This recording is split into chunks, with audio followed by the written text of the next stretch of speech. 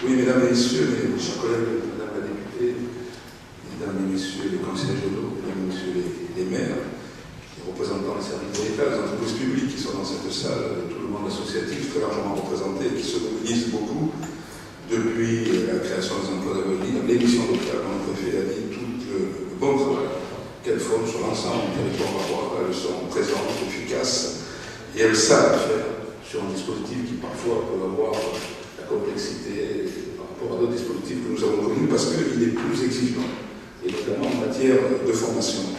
Le préfet l'a dit, vous le savez, puisque vous êtes des acteurs de la vie publique, vous êtes dans le monde associatif ou des élus. Chaque année, dans le secteur scolaire, 150 000 jeunes sortent sans aucune formation.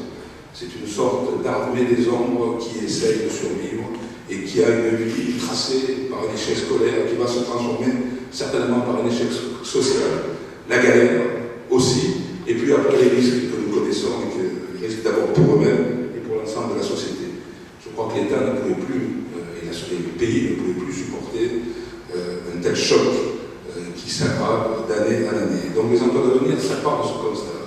Il y a trop de jeunes qui sortent sans rien, et dont l'espoir, c'est finalement d'aller de petit boulot en petit boulot, et parfois de dévier sur autre chose que le petit boulot. Donc il y a eu cette prise de conscience. Les emplois d'avenir s'adressent avant tout, si ce n'est exclusivement, à ces jeunes gens, pour essayer d'abord de les sortir de la situation dans laquelle ils se trouvent, eux, et puis aussi leur famille. En quelque sorte, nous leur tendons la main. Dans ce département, je crois qu'il y a eu de bonnes mobilisations. Je crois que nous sommes les premiers départements de la région en termes de contrat d'avenir. Je crois qu'il faut le souligner. Et on ne va pas s'auto-congratuler. Je crois que quand il y a des réussites collectives, eh bien, il faut s'en attribuer la paternité, les services de l'État, les associations. Il y a la mobilisation de collectivités, mais comme dans tout le pays, pas trop voir. Elle n'est pas encore à la hauteur des possibilités qui s'offrent à elles et aux jeunes de leur commune. Alors nous avons eu, nous aussi, à la région, sur notre dispositif interne, au-delà du dispositif dont je parlerai sur la formation, une réflexion. Est-ce que nous embauchons nous-mêmes ou est-ce que nous aidons d'autres à embaucher? Nous avons choisi aussi de mixer une sorte de contrat d'avenir, des contrats de génération, à savoir que nous avons procédé depuis ces derniers mois à une étude prévisionnelle de départ à la retraite sur 3 ans, puisque les contrats d'avenir c'est 3 ans, et puis d'embaucher, de tendre la main à 130 gamins qui auront vocation, si font leur travail comme il le faut, s'ils passent les concours, et nous allons les former, et bien de remplacer les gens plus âgés qu'eux, qui vont les tutorer pendant les 3 ans où nous allons les embaucher à partir de la délibération de vendredi prochain au Conseil régional. Dans nos lycées, nous avons besoin dans les lycées de jeunes gens bien formés, qui soient à l'image aussi de la population de nos lycées. Et donc, c'est ce défi que nous apprêtons à relever, qui a été une véritable réflexion de collaboration avec les services de la région et les élus que nous sommes. Et nous avons décidé à la fois d'avoir un gros dispositif de formation pour l'ensemble des structures, collectivités, associations qui recruteront des emplois d'avenir. Ce dispositif va mobiliser près de 8 millions d'euros pour la région de Provence-Alpes-Côte d'Azur, donc c'est un dispositif important.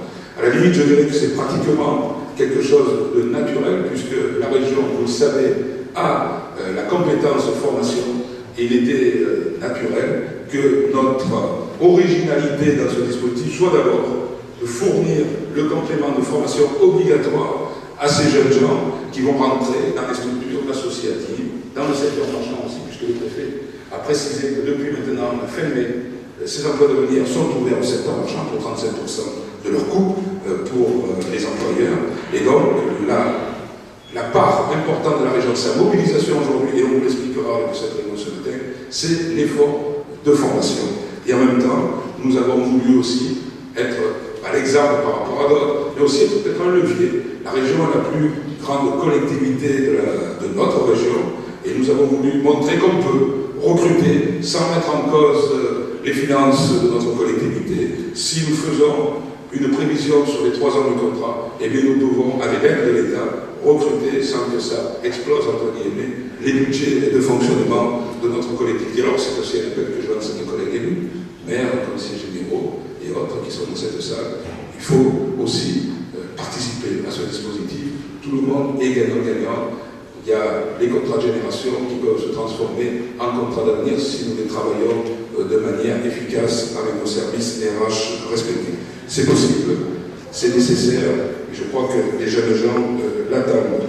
Ce que je voulais dire avant de rentrer dans le vif du sujet de la réunion, c'est que ces emplois d'avenir tombent au bon moment. On sait très bien que l'économie, c'est de la croissance. Pour avoir de la croissance, il faut de la confiance. Et quand il y a des dizaines de milliers de jeunes qui n'ont plus d'espoir, ça se répercute sur les familles, ça se répercute à l'ensemble de la société. Ces contrats d'avenir, c'est une porte ouverte sur l'espoir. C'est pas facile à mettre en œuvre. Il y a des complexités territoriales, il y a des complexités de management. Ces gamins qui n'ont pas réussi leur vie scolaire ne sont pas recrutables de manière facile. Il y a une sorte d'image qui véhicule, eux ou les médias, et qui font que les employeurs que nous sommes, potentiellement, hésitons parfois à recruter ce type de jeunes. Sauf que si nous ne le faisons pas, la société risque de connaître des déboires à court et à moyen terme.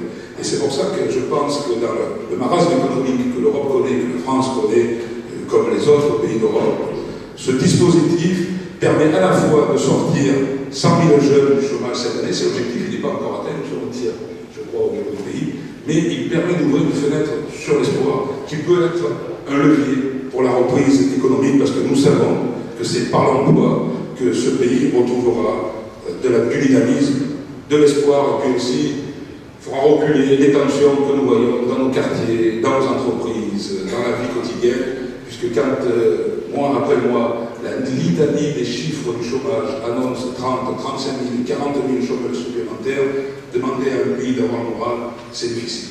Et donc on commence par ce type de dispositif. La mobilisation, vous le montrez aujourd'hui, est importante, la prise de conscience est là. Le monde associatif, je tiens à lui rendre un hommage particulier, sans flagornerie, puisque aujourd'hui, sans eux, eh bien, les emplois d'avenir dans ce département n'existeraient quasiment pas. C'est à l'ensemble du monde associatif que nous devons, que les centaines de gamins qui ont trouvé un emploi, c'est grâce à vous, mesdames et messieurs, présidents d'associations, de clubs sportifs, d'associations culturelles, d'associations caritatives, qui avaient dès le départ répondu à un dispositif qui tranchait sur les dispositifs précédents. Les emplois jeunes, c'était facile. Ça s'adressait à tout le monde. Il n'y avait pas d'obligation de formation. L'État a payé pendant 5 ans 80%, je crois, du salaire. La région ou d'autres collectivités compensaient les 10, 15, 20% restants. Et donc, il y a eu immédiatement une réactivité importante. Là, le dispositif est plus complexe parce qu'il s'adresse à une catégorie de la population qui ne correspond pas au canon de l'emploi traditionnel. Et cette catégorie-là, eh bien, il faut s'y adresser de manière particulière. Et donc, effectivement, il y a eu une réflexion. Est-ce qu'on y va? Est-ce qu'on ne va pas? Est-ce qu'on va être aidé? Est-ce qu'on va pas être aidé? Est-ce qu'on aura les capacités de former? Est-ce qu'on n'aura pas les capacités de former? Et à la fin des 3 ans, qu'est-ce qu'on va faire de ces gamins? Si c'est pour qu'ils retournent au chômage, créer après l'espoir et le désespoir, est-ce que la société y aura gagné quelque chose? Et puis, est-ce que ces gamins, on pourra les tenir, entre guillemets, dans l'emploi? Ils ne sont pas formés, ils ne sont parfois pas très bien éduqués, il leur manque, comment dire, fait d'avoir pas toujours été encadrés dans leur vie, arriver à l'heure, revenir le lendemain matin. Donc, tout ça, mesdames et messieurs qui êtes présents, vous le prenez en charge. C'est une grande responsabilité et vous y avez répondu. Donc moi je souhaite, au nom de mes collègues de la région présents, au nom du président de la région, vous remercier d'abord de l'avoir fait. Et c'est pour ça qu'on sera très présent à vos côtés et que ce dispositif de formation que nous avons élaboré il y a quelques mois, nous allons avec vous le rendre performant auprès de ces jeunes gens, pour que quand ils sortent de cette expérience, soit eh bien, vous les gardiez parce que vous avez la possibilité de les rémunérer, soit ils sortiront avec une véritable formation qualifiante et avec un métier au bout de ce parcours de 3 ans. Voilà ce que je voulais vous dire. C'est un appel, pas à la mobilisation, mais à continuer la mobilisation, parce que dans ce département, la mobilisation pour les emplois d'avenir est puissante depuis le début. Et je pense qu'à la fin de l'année, nous pourrons nous féliciter collectivement que le contrat annuel d'emploi d'avenir dans ce département sera rempli.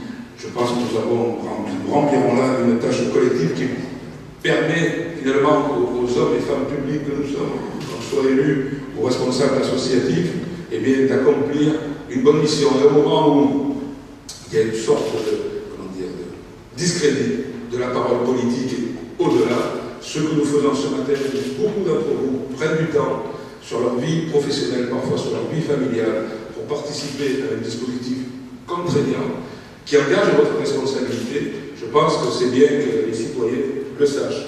Au-delà de cette salle, il y a des gens qui se mobilisent pour leurs enfants, qui se mobilisent pour l'avenir de ce pays à travers leurs enfants. Vous en êtes, je dis au nom de la région, à vous en remercier. Merci.